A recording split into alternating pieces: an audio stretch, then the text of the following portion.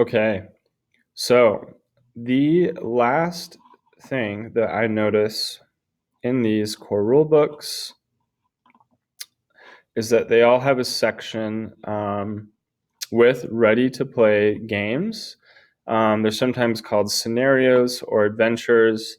And this is so that the game manager, who doesn't have to be the one reading this rule book because players can read the rule book too. They just want to stay away from scenarios because of spoilers. Um, but this is so that the game manager doesn't have to go off and buy another book in order to play the game. So most of these are going to come with ready-made scenarios that the game master can read and prepare so that they can run the game um, right off the bat. So let's see. Let's look at one for Call of Cthulhu. It's called Amidst the Ancient Trees. I think this is it here. So this book comes with this scenario called Amidst the Ancient Trees. If you look at any of these books, you're going to see this kind of layout. There's usually a short summary of the adventure or scenario. There's an introduction with some background information on what happened before the adventurers or the investigators arrive on scene. And then there's going to be some locations that characters might travel to, a list of characters. Depending on the scenario, there might be a timeline because perhaps events are unfolding as characters are adventuring or investigating. And then beyond that, there might be handouts. So these are little pieces of evidence or clues that you cut out and hand out to your players to make the game more engaging. So all of these books have some kind of scenario that's ready to run, although in most cases, as a game manager, you're going to have to go and buy a book of scenarios or find them online.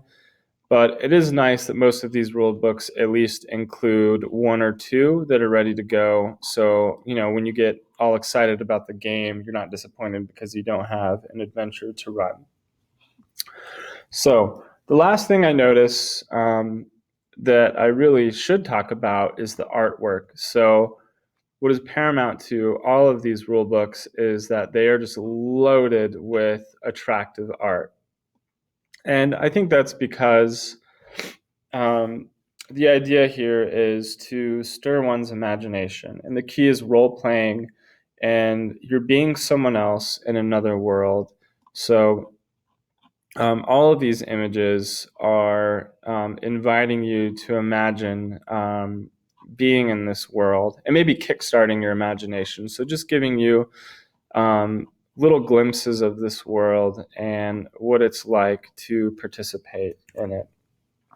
Now, depending on how old the book is, a lot of these older books, I think this one is, I want to say it's from the 90s, are in black and white.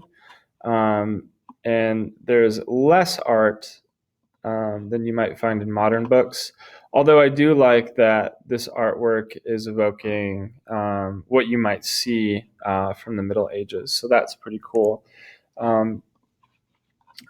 But as you can see in most of these, there is a lot of artwork. And I imagine that's where a lot of the money goes into making these games. But I think without these, it just wouldn't be as fun. So these images really invite you to activate your imagination and place yourself in this world where you're about to role play. So I think that's about it. I don't want to have to make a fifth video. I think I've gone pretty deep here. I think anything else you're going to see in these rule books are going to be individual to that game. But as you can see, there's credits, information on licensing.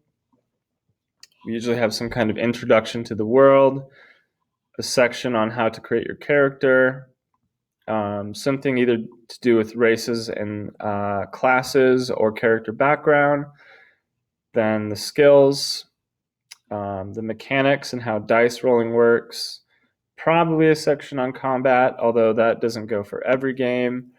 And then there are going to be some scenarios that the game master can use to run a game.